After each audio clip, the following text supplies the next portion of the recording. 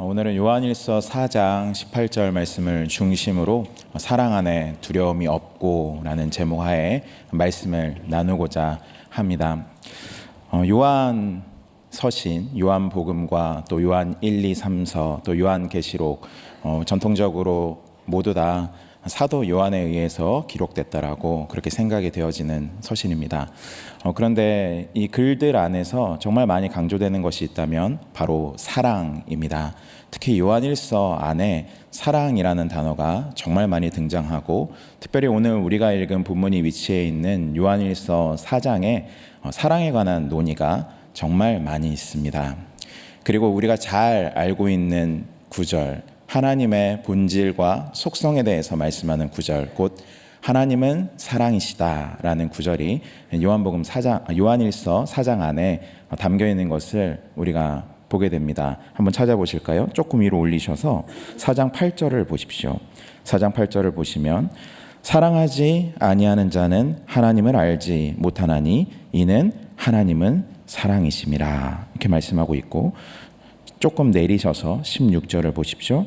하나님이 우리를 사랑하시는 사랑을 우리가 알고 믿었노니 하나님은 사랑이시라. 사랑 안에 거하는 자는 하나님 안에 거하고 하나님도 그의 안에 거하시느니라. 아멘. 이거 어떻게, 이 위치를 어떻게 외우면 좋을까 생각하다가 요한일서 4장이잖아요. 4, 2는 8입니다. 4장 8절에 나오고, 그리고 또 4, 2, 8에다가 2, 8은 16이니까 4장 16절에 또 한번 나온다. 제가 그렇게 외우고 들어왔습니다. 요한일서 4장 4절과 4장 16절에서 하나님은 사랑이시다라고 말씀하고 있습니다. 기독교와 다른 종교의 차이가 있다면 세상에 유일하신 절대자 하나님, 그분을 하나님이라고 부르던 또는 신이라고 부르던 지존자라고 부르던 간에 그 하나님이 삼위로 존재하신다라는 믿음이 기독교 신앙과 다른 종교를 구분하는 아주 중요한 가르침이라는 것을 우리가 다 알고 있습니다. 우리는 성경의 증언을 따라서 하나님이 성부와 성자와 성령 삼위일체로 존재하신다는 것을 믿습니다. 그런데 오늘 성경이 가르쳐주는 바는 그 하나님이 또한 사랑이시다라는 것입니다. 이것은 정말 중요한 선언입니다. 왜냐하면 하나님이 삼위로 계신다라는 것은 하나님 안에 공동체적인 모습이 있다라는 의미이고, 그 관계가 사랑으로 연결된다는 것을 우리가 종합적으로 알 수 있기 때문입니다. 하나님이 삼위로 계시지만 그 하나님이 사랑이 아니시라고 한다면 어떨까요? 성부와 성자가 반목하시고 성부와 성령이 서로 믿지 못하신다고 생각해 보십시오. 그런 하나님을 우리가 섬길 수 있겠습니까? 그러한 신과는 사실은 그리스 로마와 같은 세속 신화들에서 나타나는 신들의 모습이죠.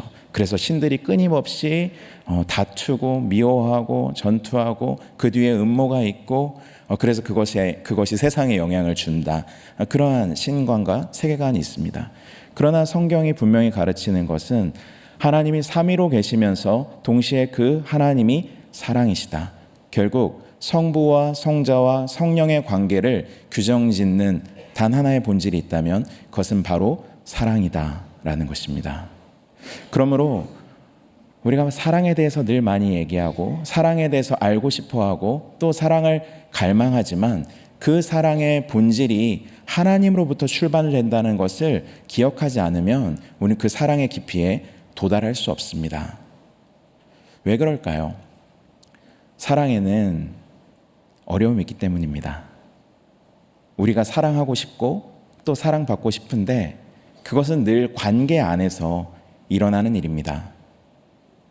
그런데 사랑한다라는 것은 그 관계 안에 두려움 없이 들어간다라는 것을 의미하기도 합니다. 우리가 두려워하면 결코 사랑할 수 없습니다. 왜 그렇습니까? 사랑은 일방적일 수 없기 때문이죠.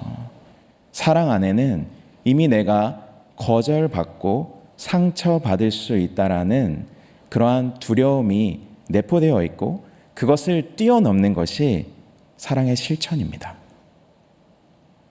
그것을 뛰어넘지 못한다면 우리는 결코 사랑할 수 없습니다.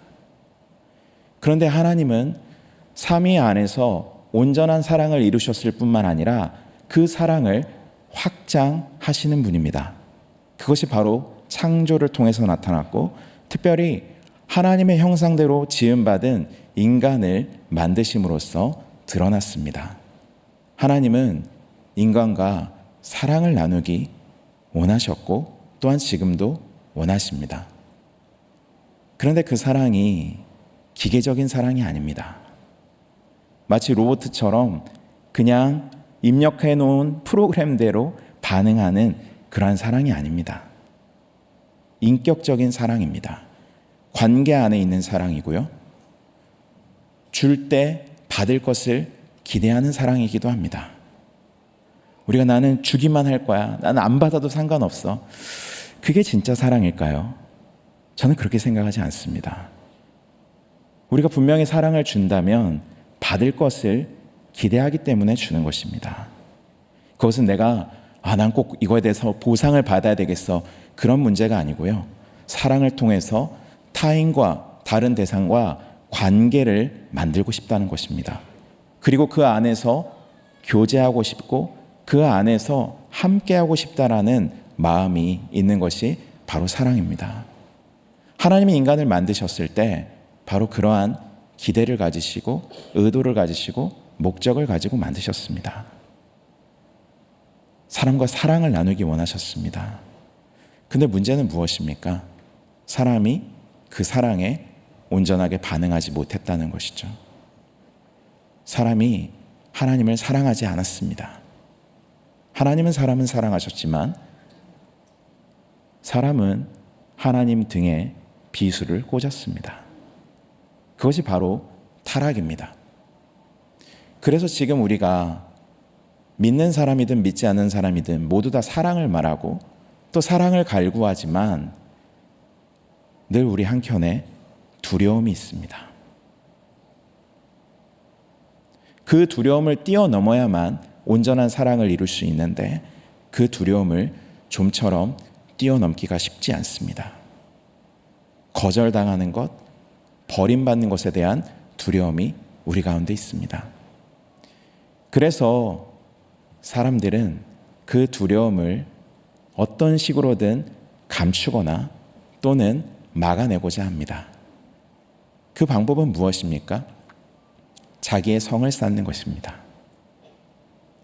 타락한 인류가 가장 먼저 한 것이 있다면 가인이 성을 쌓은 것입니다. 하나님의 낯을 피하여 도망하면서 자기의 도시를 건설한 것입니다. 하나님 없는, 하나님과 단절된 삶 속에서는 두려움만 있을 뿐입니다. 그래서 하나님을 떠난 인간이 택할 수 있는 가장 최선의 방법은 자기의 성을 가능한 한 높이 쌓고 아무도 자기를 침범하지 못하게 만드는 것 뿐입니다. 그래서 여기 안에 우리의 이중적인 마음이 있는 거죠. 우리는 하나님의 형상대로 지음받았기 때문에 믿는 자나 믿지 않는 자나 모든 사람이 하나님의 형상대로 지음받은 존재이기 때문에 삼위 하나님을 닮아 있습니다. 우리 안에 사랑에 대한 갈망이 있습니다. 그런데 한편으로 우리는 그 하나님을 떠난 존재들이기 때문에 우리 안에 극복할 수 없는 두려움이 또한 있습니다. 그리고 그것이 우리의 관계를 꼬이게 만듭니다. 다시 에덴으로 돌아가서 생각해 보시죠. 에덴은 사람이 하나님 등에 비수를 꽂은 현장입니다. 하나님께서 하시지 말라는 일을 사람이 했습니다. 그것은 단순히 규칙을 어긴 문제가 아닙니다. 그것은 하나님과의 사랑의 관계 또는 신뢰의 관계를 무너뜨린 현장이었습니다. 그렇게 하나님과 사람 사이의 관계가 무너졌습니다. 깨져버렸습니다. 그뿐인가요? 이제 하나님을 떠났으니 우리 인간들끼리 열심히 힘을 모아서 잘 살면 된다. 그럴 수 있나요? 그러지 못한다는 것이 바로 동일한 그 에덴에서 나타납니다. 왜 범죄하였느냐? 왜 내가 먹지 말라고 한 그 열매를 먹었느냐? 최종적인 대답이 무엇이었습니까? 하나님이 나에게 주신 저 여자 때문에 내가 범죄했습니다. 어떻게 보면 가장 인간의 원초적인 사랑을 보여줄 수 있는 부부관계 안에서 신뢰가 깨지고 만 것입니다. 나를 가장 사랑해 줄 거라고 생각했던 그 사람, 언제든지 내 편이 되어줄 거라고 생각했던 그 사람이 사실은 남의 편이 된 것입니다. 위기가 닥쳐오고 어려움이 찾아오게 되니까 나와의 사랑, 나와의 신뢰는 아무것도 아닌 것처럼 순식간에 돌변하고 말았습니다. 그것이 인간의 타락이 이 땅에 가져온 모든 깨어짐의 근본입니다. 성경은 사실상 하와의 이야기에 대해서 또는 범죄한 아담과 하와 둘 모두의 이후의 대화에 대해서 거의 기록하고 있지 않습니다. 어쩌면 저는 그 부분을 생각하면서 두 사람은 이제는 말도 안 하고 살았나? 그런 생각을 해보게 되었습니다. 성경이 하와에 대해서 많이 집중하고 있지 않지만 저는 하와가 느꼈을 배신감을 상상해 보게 됩니다.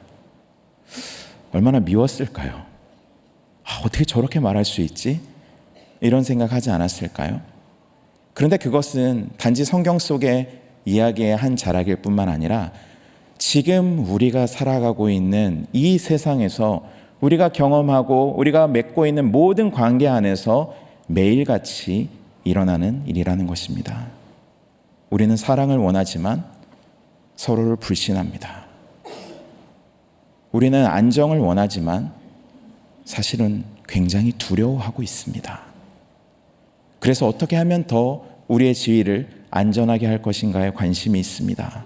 우리의 성을 쌓으면서 우리가 다른 사람들에게 어떻게 상처받지 않고 살아갈 수 있을까? 어떻게 우리가 인정받으면서 그래도 살아갈 수 있을까? 어떻게 내가 거절이나 버림받음의 그 상처를 겪지 않고 이 세상 살아갈 수 있을까? 그것을 늘 추구하면서 살아가고 또한 우리가 살아가고 있는 이 시대에 많은 미디어가 우리를 그러한 길로 내몰고 있습니다. 우리를 두렵게 만들면서 더 공고하게 우리의 벽을 쌓아가게 만드는 것입니다. 그런데 오늘 성경 말씀은 사랑에 대해서 얘기합니다. 서로 사랑하라고 말씀합니다. 그러한 사랑이 가능할까요?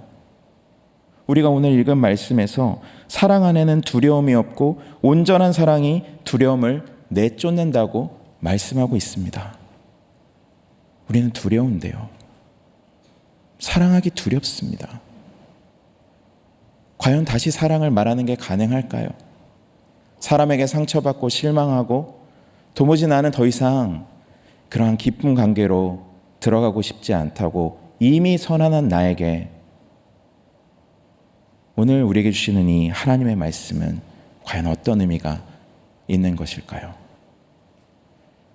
지금까지 말씀드린 것처럼 우리는 먼저 두려움의 실체에 대해서 생각해 보아야 됩니다. 많은 것들이 두렵습니다. 사실은 21세기에 정말 세상에서 살아간다는 것 자체가 굉장히 두려운 일입니다. 우리는 지구 반대편에서 아니 가까이에서 서로가 서로를 향하여서 무시무시한 미사일들을 쏟아부으면서 죽이는 것을 매일같이 라이브로 보면서 살아가고 있는 사람들입니다. 근데 그 안에서 사랑을 말하는 게 가당키나 한 일일까요? 우리는 온갖 종류의 폭력과 범죄의 이야기들을 매일같이 뉴스로 보고 잔인하게 사람을 죽인 사람들의 얼굴을 신문지에서 인터넷에서 매일같이 보면서 살아갑니다. 그리고 사람은 결코 믿을 수 없는 존재이며 사랑 같은 것은 없고 내 한 몸을 잘 지키고 아니 우리 가족 정도 잘 지키면서 안전하게 살아가는 것이 우리의 최대 목표지. 그래서 우리가 좀 더 안전한 동네로 이사 가야지. 그러기 위해서는 돈이 필요하고 거기에서는 나의 지위가 필요하고 거기에서 나의 안정된 직장이 필요하지. 맞아. 그걸 생각할 때 나는 더 성공해야 되고 더 번듯하게 살아가야 된다. 대단한 삶을 위해서가 아니라 더 안전한 삶을 위해서 그것이 나에게 필요하다. 그런 결론을 내릴 수밖에 없는 것이 우리가 마주한 현실이지 않습니까? 그런데 오늘 성경은 두려움에 대해서 우리가 갖고 있는 그 두려움과 안전을 추구하고자 하는 그 맹목적인 방향, 그거에 대해서 다시 한번 성찰할 것을 요구하고 있습니다. 사랑 안에 두려움이 없다. 두려워하는 것은 형벌이 있기 때문이다. 그렇기 때문에 이 두려움의 근원은 심판과 연결되어 있는 것입니다. 인간의 두려움이 많은 것들이 있지만 그 끝을 찾고 찾아서 가면 죽음에 대한 두려움을 우리가 보게 됩니다. 그리고 그 다음에는 죽음 이후에 심판에 대한 두려움을 마주하게 됩니다. 그 다음은 어떻게 될 것인가? 사실은 죽음도 우리가 통제하기 어려운 미래이고 죽음 이후의 심판이라는 것은 더더욱 그렇습니다. 내가 알 수 없는, 내가 건너보지 못한 그러한 미지의 세계입니다. 우리가 안전을 추구한다는 것은 최대한 모든 것들을 통제 가능의 범위에 둔다는 것입니다. 그런데 우리는 많은 경우 죽음을 통제하기 어렵고 죽음 이후의 방향에 대해서는 더더욱 그렇습니다. 그리고 그러한 깊은 근원적인 두려움이 우리의 삶에 여러 가지 모양의 두려움들로 나타나게 되고 결국 우리가 내리는 많은 결정들이 그 두려움에 근거하게 되는 것입니다. 사실 인간이 하나님의 형상대로 지음받았다면 그 하나님의 본질이신 사랑의 근거에서 결정해야 되는데 내가 거절받고 내가 상처받는 것까지도 초월하는 그 놀라운 하나님의 사랑의 근거에서 결정을 내리고 우리의 삶의 방향을 정해야 되는데 우리 그렇게 하지 못한다는 것입니다. 해답은 어디에 있습니까? 예수 그리스도의 십자가입니다. 예수 그리스도의 십자가는 인간의 두려움과 하나님의 사랑이 만난 자리입니다. 예수님은 십자가에 달리셔서 나의 하나님 어찌하여 나를 버리셨나이까 라고 절규하셨습니다.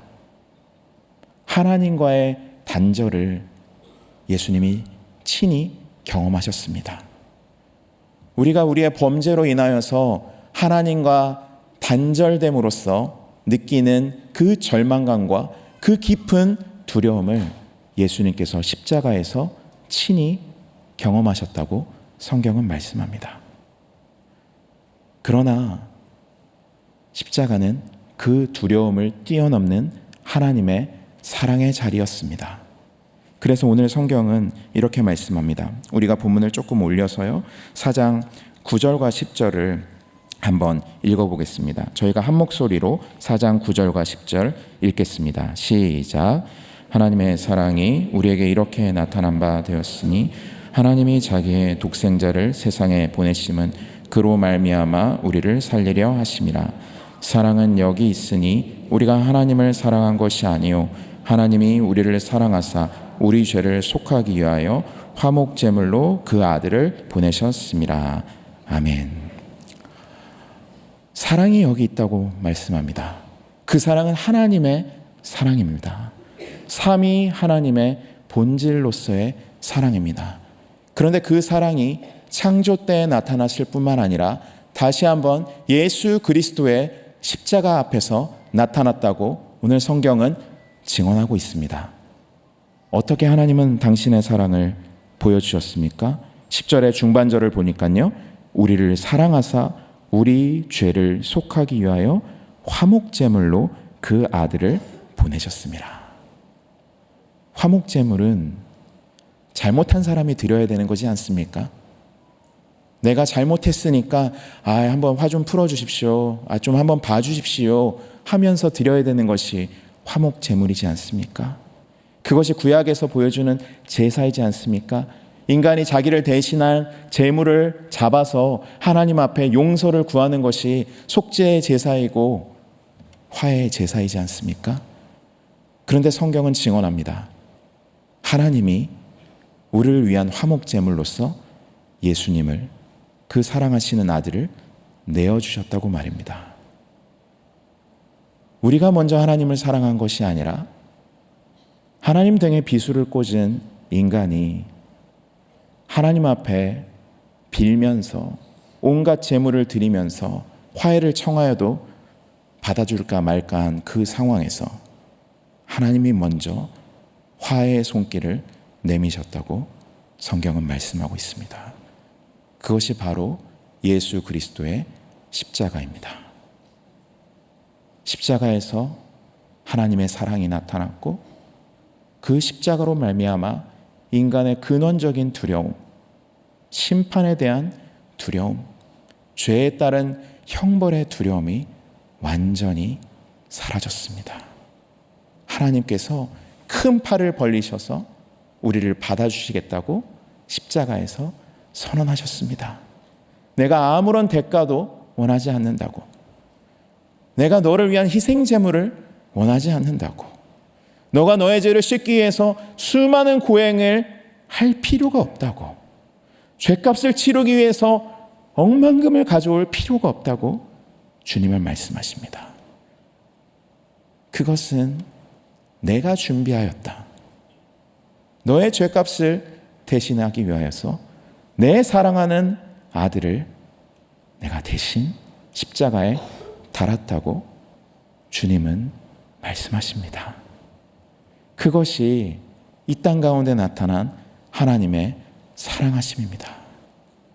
하나님의 사랑이 얼마나 큰 사랑인지, 얼마나 위대한 사랑인지, 두려움을 뛰어넘는 그 사랑이 우리 가운데 어떻게 나타났는지가 바로 십자가에서 드러났습니다.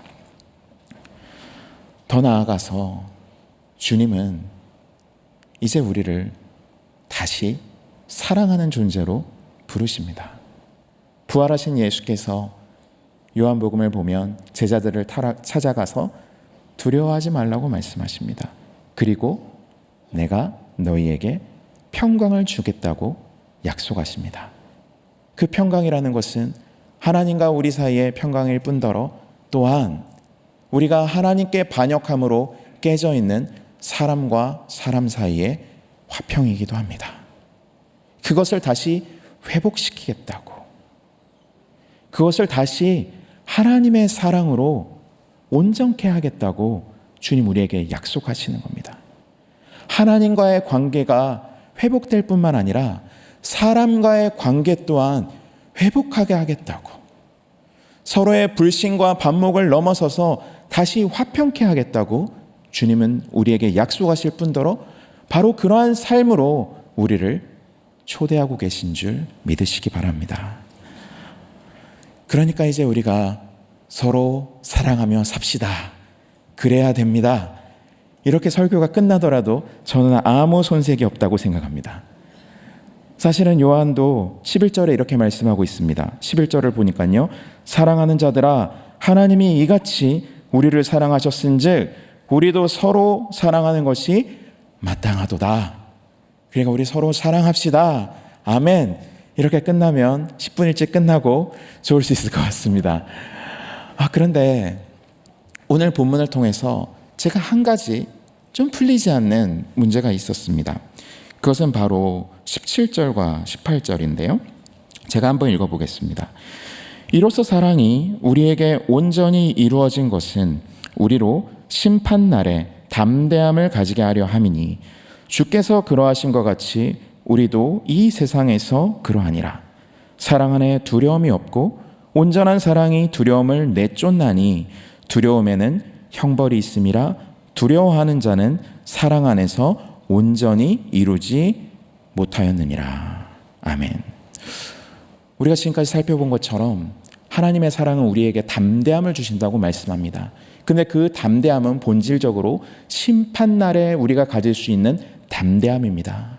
죽음 이후의 세상에서 또는 이 세상 끝 정말 예수 그리스도께서 다시 오시는 그때에 우리가 가질 수 있는 담대함에 대해서 말하고 있습니다. 어떻게 쉽게 말하자면 구원의 확신에 대해서 말하고 있습니다. 흔들리지 않는 구원에 대해서 증언하고 있습니다. 하나님의 사랑 때문에 자기 아들을 내어주시기까지 우리를 사랑하신 그 사랑 때문에 우리가 담대할 수 있다. 그리고 그 담대함 때문에 우리는 두려워하지 않고 사랑할 수 있다. 근원적인 두려움이 해결되었기 때문에 지금 우리가 이 땅에서 겪는 많은 두려움을 넘어서서 사랑할 수 있다. 그렇게 성경은 말씀하고 있습니다. 그런데 한 가지 어려운 구절이 17절 후반부에 있는 말씀이었어요. 17절 후반부를 보시면요. 주께서 그러하심과 같이 우리도 이 세상에서 그러하니라. 주께서 그러하심과 같이 우리도 이 세상에서 그러하니라. 많은 자료들을 찾아보았지만 참 어려웠습니다. 그도 그럴 것이 요한이 이 부분을 굉장히 모호하게 썼어요. 여기서 주께서라고 했지만 사실은 그분께서입니다. 예수님을 가리키고 있어요. 예수님께서 그런 분이신 것처럼 우리도 세상에서 그러한 존재다. 이렇게 우리가 번역할 수 있는 그런 문쟁입니다. 그래, 예수님이 그런 것처럼 우리도 그렇단 얘기구나. 예수님과 우리가 긴밀하게 연결되어 있고 뭔가 존재 측면에 있어서 굉장히 연합되어 있다는 그 얘기구나. 거기까지는 알겠습니다.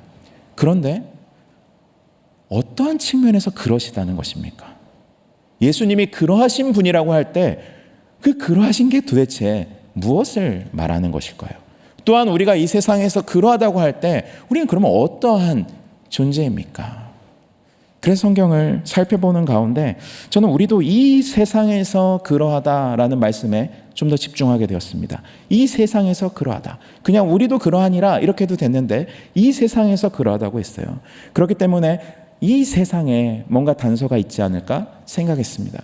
그리고 이 사장, 이 가까운 문맥 안에서 이 세상에 관한 이야기가 많이 등장한다는 것을 알게 됐습니다. 특별히 그분 예수 그리스도와 이 세상이 연결되어 있는 구절들이 있습니다. 먼저 9절을 보십시오. 4장 9절입니다. 하나님의 사랑이 우리에게 이렇게 나타난 바 되었으니 하나님이 자기의 독생자를 세상에 보내심은 그로 말미암아 우리를 살리려 하심이라. 아멘. 예수님의 성육신에 대해서 얘기하는 것이고 하나님의 사랑이 절정에 이른 십자가에 대해서 말씀하고 있는 구절이라는 것을 우리가 알 수 있습니다. 그런데 이 일을 위해서 하나님이 예수님을 어떻게 하셨다고요? 세상에 보내셨다라고 말씀합니다. 세상에 파송하셨습니다. 사명을 주어서 세상 가운데 들어가게 하셨다라고 선언하고 있습니다. 근데 그 사명의 본질은 무엇입니까? 9절 초반부를 한번 보십시오. 하나님의 사랑이 우리에게 이렇게 나타난 바 되었다. 보이지 않으시는 하나님의 사랑이 드러나게 되었다. 누구를 통해서요? 예수 그리스도를 통해서. 그분의 십자가의 사랑을 통해서 하나님의 사랑이 알려지게 되었고 그 사랑을 목격한 사람들이 예수를 믿고 하나님의 자녀가 되었다. 그러한 말씀을 여기서 하고 있습니다. 또 한 구절이 있습니다. 조금 내리셔서 14절을 보십시오. 14절을 보니까 아버지가 아들을 세상의 구주로 보내신 것을 우리가 보았고 또 증언하노니 말씀합니다. 어떻게 보면 구절이 다시 한번 반복되는 것이죠. 아버지께서 아들 예수 그리스도를 세상에 보내셨습니다. 근데 보내실 때 어떻게 보내셨어요? 구주로 보내셨어요. 구원자로 보내셨어요. 하나님의 사랑을 온전히 드러내실 뿐만 아니라 실제로 그 사랑 자체를 드러내 보이셨습니다. 그것은 허물을 껴안는 사랑이고 죄를 씻어주는 사랑이고 상처를 감내하는 사랑이었습니다. 그 세상의 구원자로서 예수님이 이 땅에 오셨습니다. 그런데 여러분 14절 후반절을 주목해 보십시오. 구주로 보내신 것을 우리가 보았고 또 증언하노니. 여기서 저는 일종의 관계를 보게 됩니다. 성부께서는 아들을 세상에 보내셨습니다. 아들을 세상에 보내셔서 세상을 구원하셨습니다.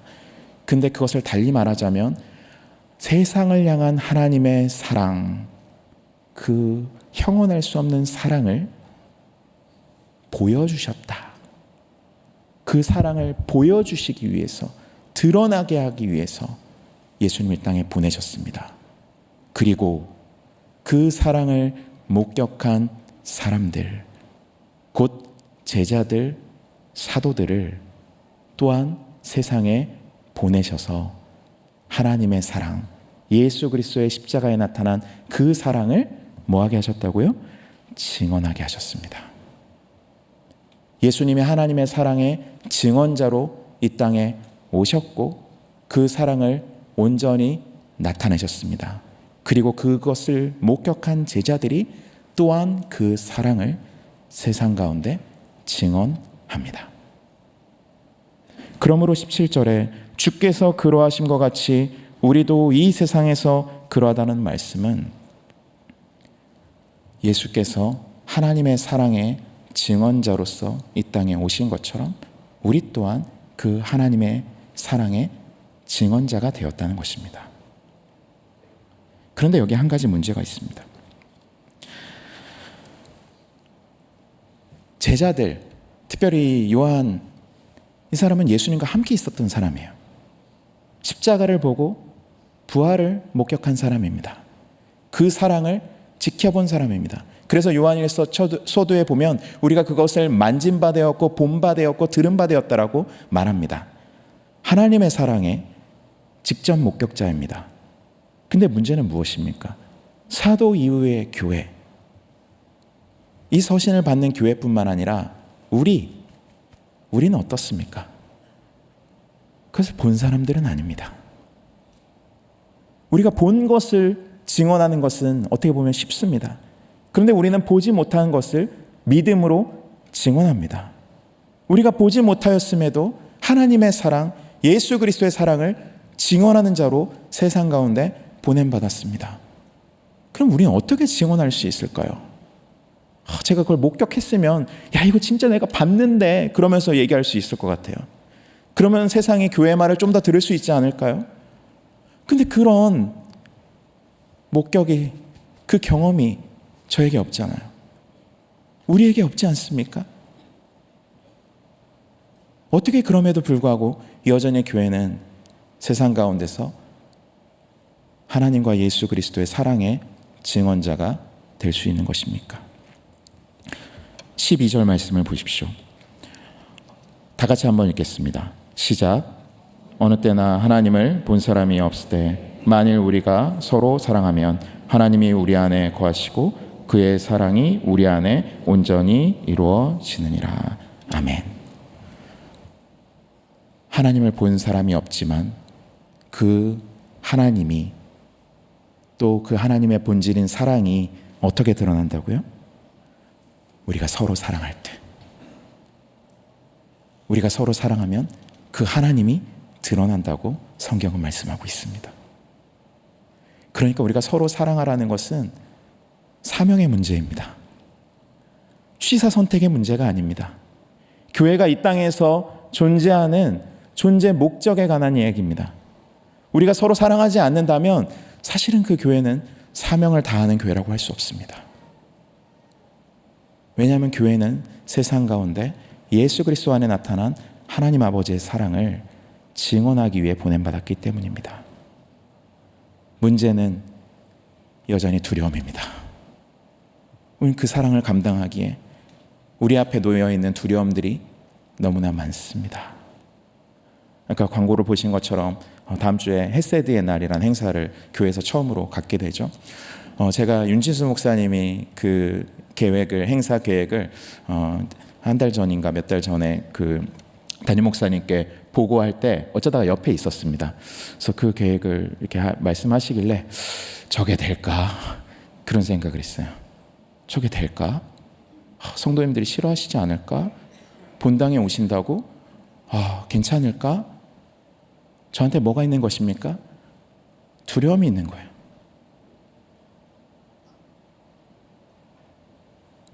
다른 사람들에 대한 두려움, 사랑에 대한 두려움, 사랑이 실패할 것에 대한 두려움, 그것이 우리의 현실이고 우리의 실력입니다. 그렇기 때문에 주님께서는 우리의 실력을 보고 우리 안에 근거가 있어서 이제 너희가 사랑해야 된다, 그런 당위를 가지고 말씀하시지 않습니다. 주님은 오히려 우리 가운데 성령을 약속하십니다.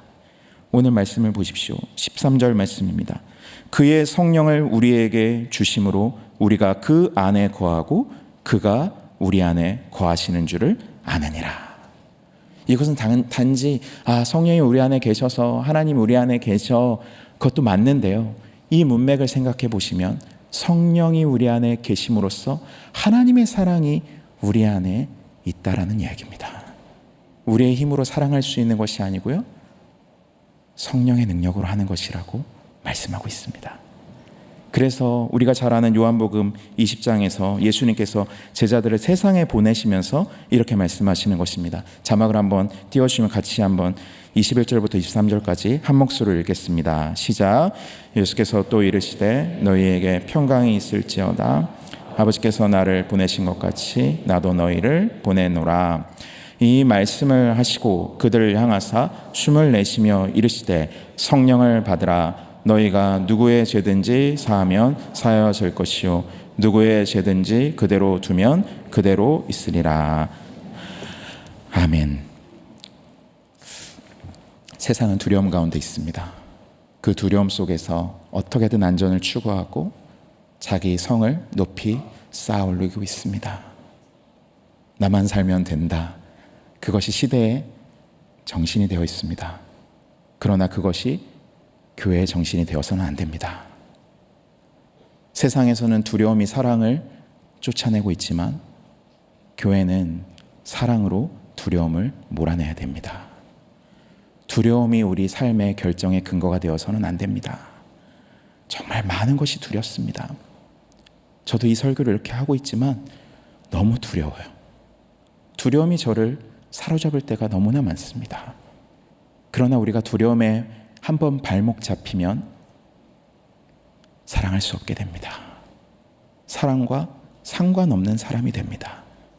그것은 오늘 요한일서의 표현대로 빌리자면 하나님과 상관없는 사람이 된다는 말이기도 합니다. 주님은 오늘 다시 우리를 삼위 하나님의 사랑의 공동체로 초대하십니다. 주님의 말씀으로 우리의 마음을 새롭게 하시고 성령으로 우리에게 사랑의 권능을 부어주십니다. 우리가 사랑하는 것은 주님께서 우리를 먼저 사랑하셨기 때문입니다. 그 말씀 붙들고 일어서는 우리 모두가 되시기를 주님의 이름으로 축원합니다. 다 자리에서 일어나시겠습니다.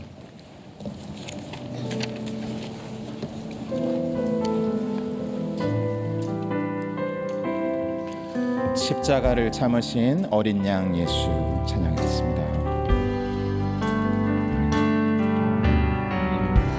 십자가를 참으신 어린 양 예수, 내 죄 씻어주시고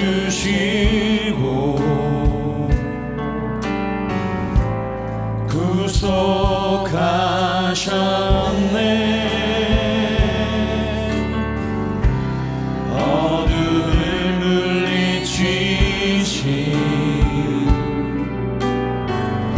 세상의 빛 예수, 영광의 빛 비추사 자유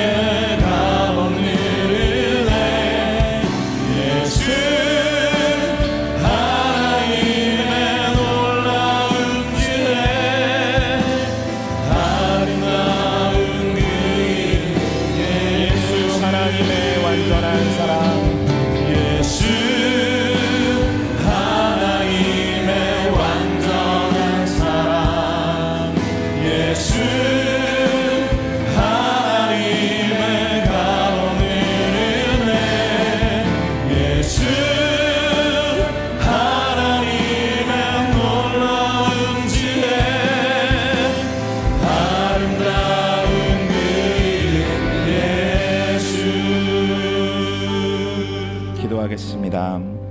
이제는 우리 구주 예수 그리스도의 은혜와 하나님의 한없으신 사랑하심과 성령님의 감화 감동 교통 충만케 하시는 역사가 오늘도 주님의 사랑을 깨닫고 그 사랑을 경험하며 그 사랑을 누리며 나누는 삶을 살기로 결단하며 이 문을 나서는 주께 사랑하시는 모든 믿음의 권속들 머리 위에 이제로부터 영원토록 함께 계실지어다. 아멘.